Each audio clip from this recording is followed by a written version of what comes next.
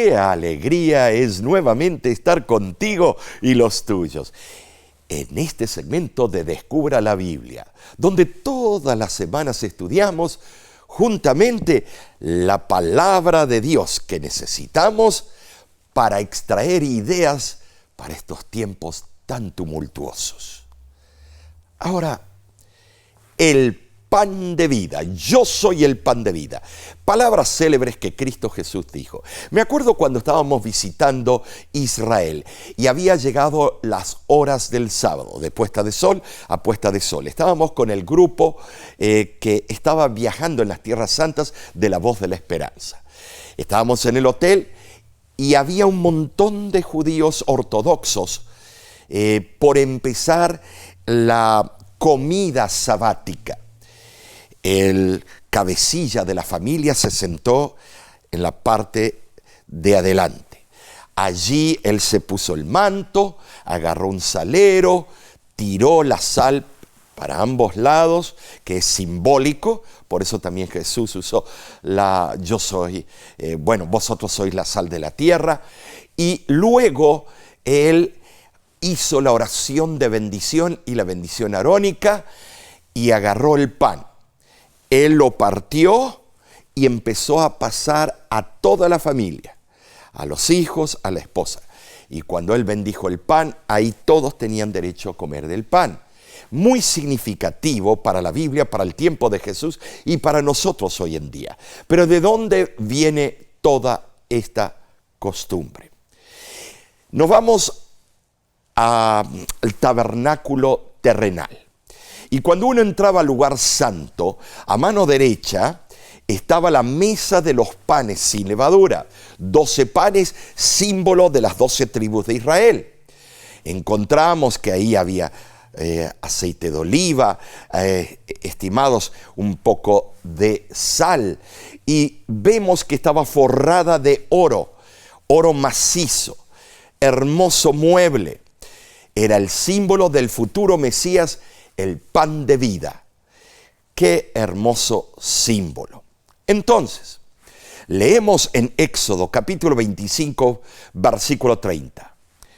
Y pondrás sobre la mesa el pan de la proposición delante de mí continuamente. Ahora, notemos lo siguiente. El pan de la proposición consistía, por supuesto, en 12 panes, renovados cada sábado. ¿Y qué se hacía con los antiguos? Bueno, la casa sacerdotal lo comía, excepto una excepción. Cuando el rey David tenía hambre, entró y agarró de ese pan. Y Dios no lo castigó. Debía haber sido fulminado en ese momento. Pero Dios amaba a su ungido y le permitió comer de ese pan. Los panes que se sacaban eran considerados sagrados y los comían los sacerdotes en el lugar santo. Así lo vemos en Levíticos 24, 5 al 9.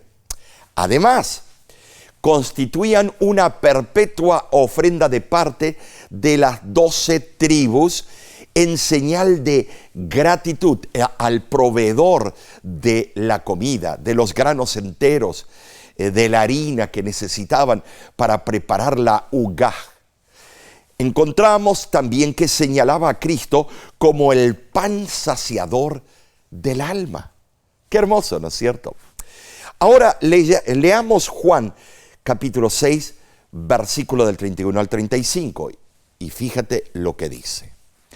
Nuestros padres comieron el maná en el desierto, como está escrito. Pan del cielo les dio a comer. Y Jesús les dijo, de cierto os digo, no os dio Moisés el pan del cielo, mas mi Padre os da el verdadero pan del cielo. Porque el pan de Dios es aquel que descendió del cielo y da vida al mundo. Le dijeron, Señor, danos siempre este pan. Jesús les dijo, yo soy el pan de vida. El que a mí viene nunca tendrá hambre, y el que en mí cree no tendrá sed jamás. Qué maravilloso, ¿no es cierto? Entonces, Hay una cita de un libro de la tradición judía, o un libro apócrifo o deuterocanónico, Baruch, el capítulo 29, versículo 8, y esto, aunque no sea inspirado para nosotros, es bueno leer la tradición. Mira lo que dice. Y acontecerá en ese mismísimo tiempo, cuando el Mesías comience a ser revelado, que el tesoro de maná otra vez descenderá de lo alto, y comerán de él en esos años, porque estos son los que han venido para la consumación del tiempo. ¿Te das cuenta? Jesús acababa de suministrar milagrosamente pan al pueblo, pero dudando de su mesianismo, la gente ahora, declaraba que Moisés había hecho un milagro aún mayor al dar pan del cielo a sus padres. Además, sin duda, ellos se referían tácitamente a que el milagro de Moisés, aunque no era de Moisés, era de Dios, había de ser repetido por el verdadero Mesías. Bueno, desde el punto de vista de ellos, Jesús no había traído pan del cielo, sino que solo había multiplicado unos sencillos panes de cebada y peces de los que ya se disponía. Pero estimado, tenía que Dios agarrar de la materia prima y duplicar las moléculas por millones y millones para alimentar a miles de personas. Era un milagro increíble, estupendo. Pero qué tercos, ¿no es cierto? Tienen que haber razonado que si Jesús era realmente el Mesías, realizaría por lo menos un milagro tan grande como el que creían que Moisés había hecho. Moisés no hizo nada.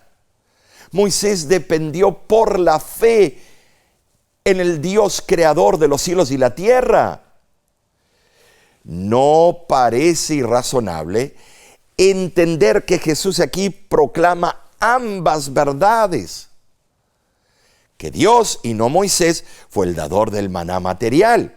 Y también que el verdadero pan del cielo debe ser reconocido como una dádiva espiritual y no material. El uso aquí del tiempo presente, tanto en el griego como en castellano, estamos hablando de la versión del 70, o sea, el texto masorético, hace resaltar que el don de Dios les estaba siendo ofrecido precisamente en ese tiempo en la persona de aquel que estaba delante de ellos. La forma verbal en griego implica un acto continuo. Estas palabras hablan de la venida de Jesús a este mundo como un hecho eterno. Hasta este punto, los judíos habían pensado en Jesús como un dador nada más de pan, como un panadero.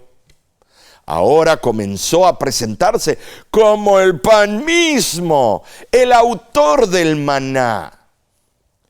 Por la respuesta de los judíos registrada en el mismo capítulo, el versículo 34, es claro que entendieron que Jesús se refería al pan como el que baja del cielo.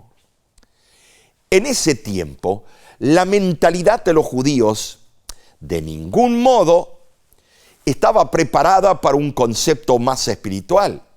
Y te voy a decir por qué. Porque esperaban un libertador que fuese como un gladiador con espada. Nada de estos símbolos les interesaba. Lo que les interesaba era derrocar y aplastar a los romanos. Amigos, así como el pan material estimula, la vida física, así también Cristo, el pan de Dios que baja del cielo, es la fuente de vida espiritual. ¿Lo has experimentado últimamente? ¿Lo has probado? Porque el que no prueba el manjar, ¿cómo puede opinar sobre ese platillo?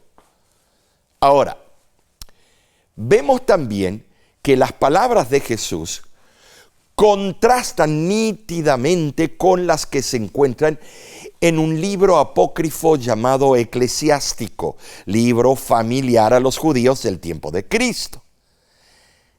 Ellos leían esto que les voy a ahora contar, donde se hace declarar a la sabiduría lo siguiente: los que me comen quedan aún con hambre de mí, los que me beben sienten todavía sed. ¿Se dan cuenta la confusión que había con esos libros deuterocanónicos? Ay, estimados, la confusión que había en el pueblo de Dios. ¿Sabes? Tan solo en el amor de Dios se proporciona la gracia mediante la cual el pecador puede venir a Jesús. Y mediante Él al Padre.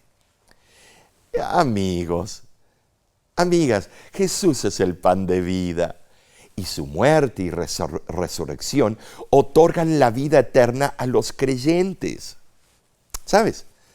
La noche en que fue traicionado, Jesús dijo a los discípulos que debían recordar su sacrificio cada vez que comieran pan y bebieran de la copa. Así lo afirma Lucas. Ahora, los judíos le piden al maestro que les dé siempre de ese pan para ellos saciarse continuamente. Mostraban su egoísmo, mostraban lo que querían. Querían un sistema de welfare, como dicen en Estados Unidos, de beneficios solamente.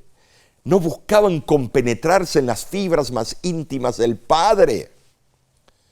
Y con este pedido, además mostraron estos judíos que no habían comprendido lo que estaba implícito en el versículo 33, que Jesús mismo era el pan del cielo. Todavía pensaban en Él tan solo como el que da pan, un panadero más. A semejanza de la samaritana que había pedido agua que para siempre apagara su sed a fin de que no necesitara sacar agua otra vez, la samaritana entendió al final. También los judíos ahora pedían una provisión continua de pan. Tal como lo entendían, Moisés había proporcionado a Israel pan celestial durante 40 años. Por favor, si Moisés los hubiera escuchado, los hubiera puesto en corrección. Si Jesús era realmente el Mesías, con seguridad, dijeron ellos, podría realizar un milagro todavía mayor y darles pan para siempre. Así no tenían que ir estos judíos a la panadería a comprar y se quedaban con más dinero en el bolsillo. Fíjese a qué punto habían comparado las profecías mesiánicas. Solo beneficios para ellos, no para el mundo entero. Entonces, Jesús claramente declara de sí mismo que es el pan celestial del cual ha estado hablando. 3 veces en este discurso repite esta declaración referente a sí mismo. Mira, la completa sumisión de Jesús a su Padre es para los creyentes una seguridad de que todo lo que Jesús hace para ellos tiene, su origen en el amante corazón del Padre. Amigos, las palabras de Cristo demuestran la falsedad de la opinión de que Dios está airado con el hombre y que la salvación de los pecadores, se basa en que Cristo ha apaciguado la ira del Padre. Ahora, el ministerio de la vida de Jesús y su muerte por el hombre fueron más bien expresiones del amor del Padre, de su Padre. Los seguidores de Cristo debemos nutrir continuamente nuestro ser espiritual, alimentándonos de aquel que es el pan de vida. ¿Sabes? Vemos que Jesús acababa de declarar: el que cree en mí tiene vida eterna. Ahora añadió, el que come mi carne y bebe mi sangre tiene vida eterna. Por eso los romanos atacaban a los cristianos, porque usaban este versículo para decir canibalismo. Esto es comer carne humana, porque no entendían, estaban en un plano nada más, yo diría, político, odioso, retórica de odio. Estimados, debemos comer del pan del cielo. ¿Lo has hecho últimamente en las noches, cuando te encuentras con tu familia, cuando te despiertas en la mañana, por lo menos leer un texto y orar y comer un desayuno físico y el desayuno espiritual? ¿O estás allí vacilando, pensando que con tus propias fuerzas vas a vencer todos los obstáculos del día? Lo he hecho yo constantemente. ¿Por qué no llevan, no tabulan cuántas veces en un mes has empezado el día con una oración y leyendo la palabra de Dios? Y anótalo, nada más como récord. Y así lo puedes revisar al final para ver la carencia de comunicación entre tú, tu familia y Dios. Yo lo hice nada más una vez y me desanimé tanto. Porque el trajín del día, no tengo tiempo, tengo que salir volando. ¿Qué voy a perder el tiempo? Dios sabe que lo amo, Dios sabe que yo lo respeto, Dios sabe que yo defiendo su causa. Tantas veces lo he dicho y con mis actos yo lo demuestro. ¿Y tú? ¿No has caído en la misma trampa? Por eso es claro que comer su carne y beber su sangre significa creer y tener fe en Él. ¿Tú crees en el sacrificio cruento de Cristo en la cruz del Calvario y que resucitó al tercer día para darte a ti una póliza de seguro de vida eterna? Nosotros tenemos seguro de vida, porque Cristo con su sangre nos dio ese seguro de vida sin pagar nada. Cristo lo hizo y es gratuito, y ni las cosas gratuitas nosotros queremos. ¿Has aprovechado de la bendición de la vida eterna últimamente? ¿O estás allí vacilando? ¿Prefieres tener un pie en el mundo y dejar que el mundo guíe tus pasos? Hay que creer y hay que tener fe en Él. Entonces viene la gran pregunta. ¿Por qué Cristo es el pan de vida? ¿Por qué es el pan de vida para ti y los tuyos? En primer lugar, porque alimenta a los pobres en espíritu. Y tú y yo somos pobres en espíritu. ¿Sabes? El pan físico perece. Él es el pan espiritual que trae vida eterna. Oh, qué hermoso. Entonces el primer punto, Él alimenta a los pobres en espíritu. Él es el gran yo soy, que es el nombre del pacto de Dios, Yahvé, porque Él es el Salvador del mundo. ¿Sabes? Los que vamos a Él nunca tendremos esa hambre insaciable espiritual. Él nos va a saciar. Él nos va a dejar llenitos de sus promesas, de su amor. Qué hermoso, ¿no es cierto? ¿Sabes? Cuando Cristo murió en la cruz, cargó con los pecados de toda la humanidad y los expió. Pero los seres humanos siguieron pecando. Ahora está la solución. La sangre vicaria de Cristo es la solución. Hay poder en la sangre de Cristo. Y ese poder te tienes que aferrar todos los días. ¿Por medio de qué? La lectura. Leer la carta de Él. Una carta de amor. y tomar la línea telefónica que es completamente gratis, la oración. Cristo nos expió. La paga del pecado es la muerte. Tú y yo debemos morir por nuestra culpabilidad. La ley demanda sangre, demanda muerte a aquellos que transgreden su ley.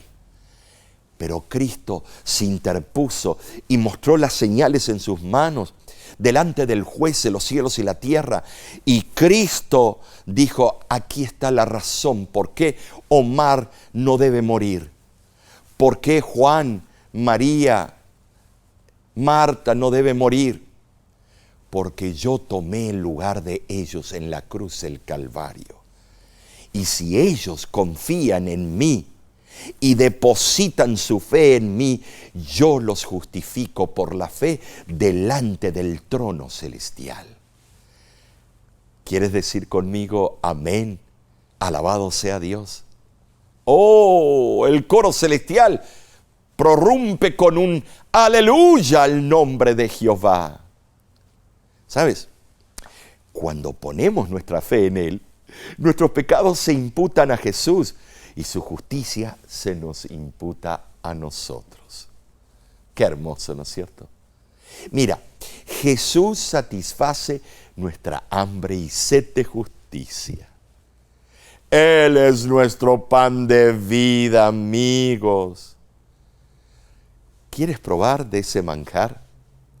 Bueno, ¿por qué no vamos ahora y leemos en pantalla del libro Camino a Cristo, página 88? Y esta cita es relevante porque nos va a hacer comprender la esencia de la salvación, de ese pan. Llenad vuestro corazón con las palabras de Dios. Son el agua viva que apaga vuestra sed. Son el pan vivo que descendió del cielo. Jesús declara, a menos que comáis la carne del Hijo del Hombre y bebáis su sangre, no tendréis vida en vosotros. Y al explicarse dice, las palabras que yo os he hablado, espíritu y vida son. Nuestros cuerpos viven de lo que comemos y bebemos, y lo que sucede en la vida natural sucede en la espiritual. Lo que meditamos es lo que da tono y vigor a nuestra naturaleza espiritual. Qué hermosa cita, ¿no es cierto? Hay poder en la sangre de Cristo. Delante de nuestra mesa tenemos todo lo que necesitamos para la salvación. Pan, el jugo de la vid. Tenemos todos los simbolismos, el aceite de oliva. Todos los simbolismos que apuntan a la venida del Mesías y a su eterna salvación. Los judíos no tenían excusa. Pero, bueno, ellos querían algo completamente diferente. Querían ellos un libertador bélico, ofensivo, que dijese insultos vulgares como los presidentes de las naciones hoy en día. Querían alguien que usara la boca para insultar y herir a todo el imperio romano. Y viene Cristo con amor. ¿Te das cuenta? Con amor, queriendo cambiar al mundo. Y ellos querían con espada, con una bomba atómica. Pero ellos tenían que entender que la primera fase del ministerio de Cristo terrenal era de paz, de amor y restitución espiritual. La fase bélica vendrían al final de los tiempos. Oh amigo que me escuchas, hoy está tocando Cristo a tu corazón. Y Él quiere entrar. Y Él dice, bueno, estás por cenar, yo cenaré contigo, pero yo seré el pan, yo seré el jugo de la vid, yo seré el agua de vida eterna. Ese banquete, yo soy la parte principal, pero déjame entrar. ¿Qué te parece si en este momento, si no has tomado tu decisión de bautizarte o de aceptarlo a Cristo como Salvador personal, allégate a tu grupo pequeño, a los instructores bíblicos, a los pastores y dile: yo y mi casa serviremos a Jehová. Queremos hacer una entrega cabal. Es mi sincero deseo y oración. ¿Qué te parece si en este momento oramos tú y yo por esta petición? Padre que moras en los cielos, queremos comer de ese pan, tomar de esa agua de vida eterna. Queremos entregar nuestras vidas en tus manos, renovar nuestros votos y aquel que no lo ha hecho, bautizarse, porque el que creyere y fuere bautizado será salvo. Y esto lo pido en el nombre de Cristo Jesús. Amén. De parte de la Voz de la Esperanza siempre se te agradece porque sintonizas nuestro canal de YouTube y las otras plataformas alrededor del mundo. Gracias por tus oraciones. Gracias por dedicar tiempo a estudiar juntos con nosotros en la escuela sabática. No te lo pierdas. Estudiemos en forma profunda y entendamos claramente que ahora también tenemos los repasos cortos. Nos encanta unirnos contigo para que podamos, de la forma corta o larga, estudiar las Sagradas Escrituras. Y ahora te agradezco por tus oraciones y también por tus donaciones. La Voz de la Esperanza sigue adelante porque tú tienes un corazón dedicado y entregado. Que Dios te bendiga ricamente. La voz de la esperanza, al grito del corazón, alcanza